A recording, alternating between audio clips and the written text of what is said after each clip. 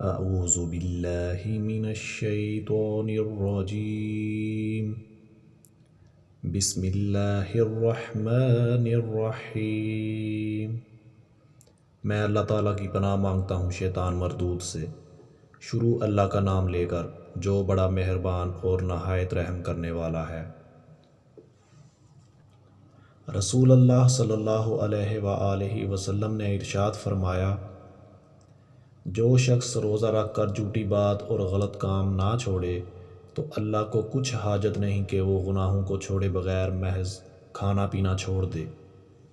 معلوم ہوا کہ کھانا پینا اور جنسی تعلقات چھوڑنے سے ہی روزہ کامل نہیں ہوتا، بلکہ روزہ کو فحش و منکرات اور ہر طرح کے گناہوں سے محفوظ رکھنا لازم ہے۔